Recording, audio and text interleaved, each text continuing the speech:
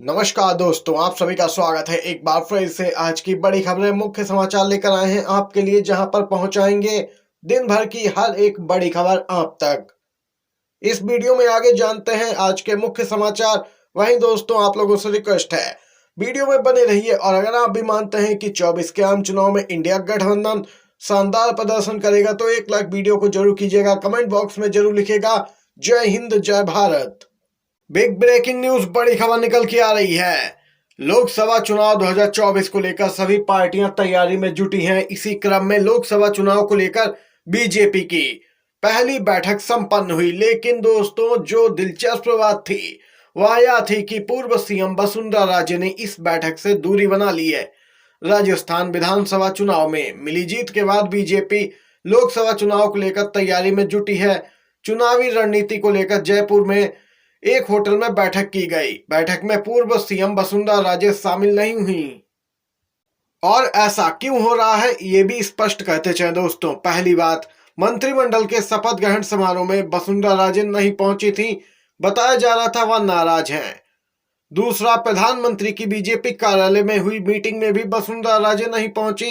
अब लोकसभा चुनाव को लेकर आयोजित राजस्थान बीजेपी की बैठक में वसुंधरा राजे नहीं पहुंची हैं।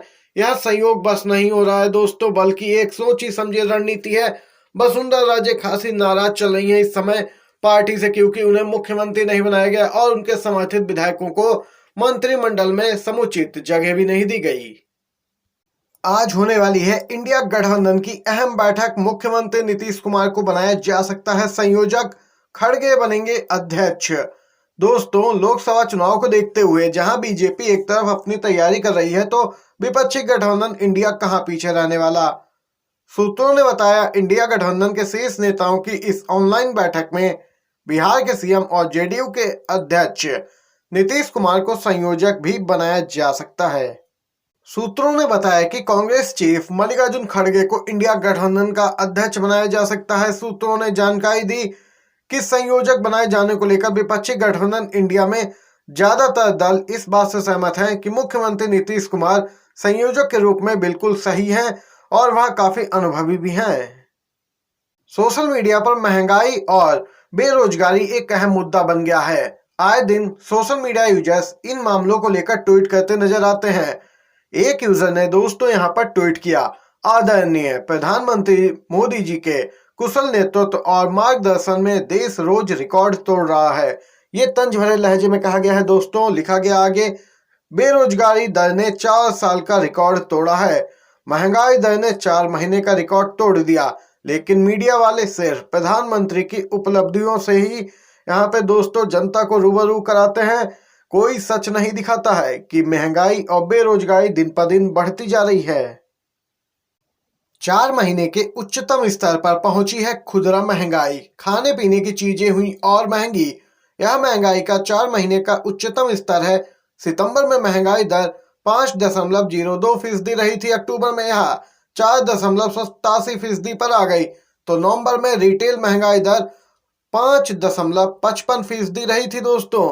ये अपडेट निकल के आई है। दूसरी तरफ अपडेट निकल के आ रही है मायावती की इंडिया गठबंधन में एंट्री को लेकर जो खबरें आ रही थी वह दोस्तों एक तरीके से सच ही है। 15 जनवरी को मायावती से मिल सकते हैं कांग्रेस के कई नेता। यहाँ पे सूत्रों ने जानकारी दी है, मायावती का जन्मदिन और उसी दिन यहाँ पे कांग्रेस के कई वरिष्ठ नेता उनसे मुलाकात करेंगे। ये अपडेट निकल के आई है। वहीं दोस्तों, कांग्रेस की भारत जोड़ो यात्रा की जगह बदली गई है। यह इम्फाल से 34 किलोमीटर दूर थैबुल से शुरू होगी। गौरतलब है, पहले यह यात्रा मणिपुर के राजधानी इम्फाल से शुरू होने वाली थी, लेकिन अब दोस्तों वहां से 34 किलोमीटर दूर थैबुल एक जगह है जहां से अब भारत जोड़ो नया यात्रा शुरू की जाएगी। 2 जनवरी को मांगी गई थी यात्रा की अनुमति। काफी सोच विचार के बाद मणिपुर सरकार ने आखिर में यात्रा की अनुमति दे ही दी। लोकसभा से निलंबित 3 कांग्रेसी सांसदों का निलंबन होगा वापस। लोकसभा की विशेषाधिकार समिति के सामने तीनों ने अपने व्यवहार के लिए खेद जताया दोस्तों। शीतकालीन सत्र में 146 सांसदों को निलंबित किया गया था। इनमें 132 का निलंबन सत्र समाप्त होते ही खत्म हो गया था, लेकिन 3 कांग्रेसी सांसदों को व्यवहार के लिए विशेषाधिकार समिति के समक्ष पेश किया गया और उन्होंने अपने व्यवहार के लिए खेद जताया, जिसके बाद उनका निलंबन अब वापस होगा। अखिलेश यादव का बीजेपी पर जोरदार हमला, बोले हैं ये भाजपाई हमारे चारों शंकराचार्य को भी कह सकते हैं कि वो सनातनी नहीं है। दोस्तों, चारों शंकराचार्य 22 जनवरी को अयोध्या नहीं जा रहे हैं। उन्होंने स्पष्ट किया है कि अधूरे विधि विधान के साथ कार्य संपन्न नहीं कराएंगे और फिर उनका क्या काम है। उन्होंने कहा कि अभी मंदिर पूर्ण नहीं हुआ, लेकिन प्राण प्रतिष्ठा हो रही है, जो कि यहाँ पे एकदम से गलत है। ये चारों शंकराचार्यों ने दोस्तों स्पष्ट किया, जिसके बाद अखिलेश यादव ने बीजेपी को निशाने पर लिया है। कर्नाटक से अपडेट आ रही है, कांग्रेस सरकार की 5वीं गारंटी का शुभारंभ हुआ है। दोस्तों, सिद्धारमैया बोले युवाओं को मिलेगी कौशल, आर्थिक और सामाजिक शक्ति। सिद्धारमैया ने आगे कहा कि कांग्रेस सरकार ने गरीबों और मध्यम वर्ग को आर्थिक और सामाजिक रूप से सशक्त बनाने के उद्देश्य से यहाँ पे बुनियादी आय के सिद्धांत के अनुसार गारंटी योजनाएं लागू की हैं। वहीं दोस्तों, राम मंदिर को लेकर भी मुख्यमंत्री सिद्धारमैया ने बयान दिया है। बोले हैं राम मंदिर जाऊंगा और जाकर फोटो भी डालूंगा। ये यहाँ पे कर्नाटक के मुख्यमंत्री सिद्धारमैया ने बड़ी बात कही है।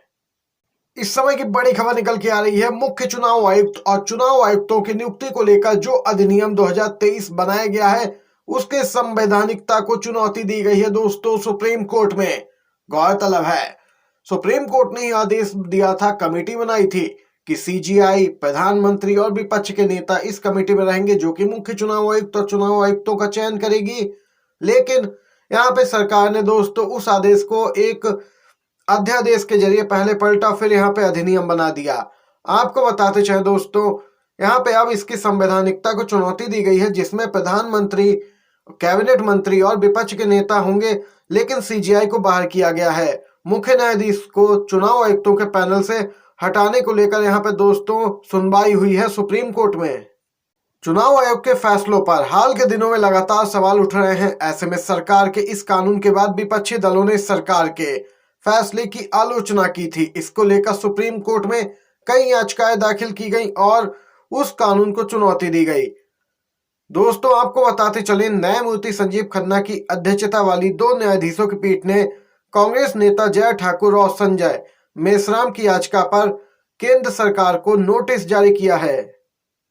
लेकिन दोस्तों, याचिकाकर्ताओं की ओर से पेश वरिष्ठ वकीलों ने यहाँ पे इस कानून पर रोक लगाने की मांग की, जिसे फिलहाल सुप्रीम कोर्ट ने खारिज कर दिया मांग को और कहा कि इस मामले की अगली सुनवाई अप्रैल 2024 में होगी। ये दोस्तों अपडेट निकल के आई है। तो दूसरी तरफ इंडिया गठबंधन की ताकत अब और भी बढ़ने वाली है। मायावती जल्द ही इंडिया गठबंधन में हो सकते हैं शामिल। अभी तक ये सूत्रों के हवाले से फिलहाल खबर निकल के आ रही है।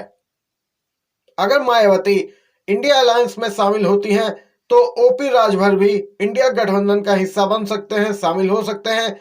इससे पहले भी मायावती को गठबंधन में लाने की बात सामने आ चुकी है। अखिलेश यादव यहाँ पे दोस्तों पूरी कोशिश कर रहे हैं, यहाँ तक कि सीटों का यहाँ पे बंटवारा करने को तैयार हैं। एसपी बीएसपी के बीच 25 से 30 सीटें दी जा सकती हैं। बीएसपी को अखिलेश यादव अपने कोटे से ये सीटें देने को तैयार हैं। दोस्तों, फिलहाल सूत्रों ने ये जानकारी दी है, यूपी की राजनीति में पूर्वांचल का बहुत ही महत्वपूर्ण रोल होता है और अब तक मंत्री नहीं बनने से ओपी राजभर खासे नाराज हैं बीजेपी से।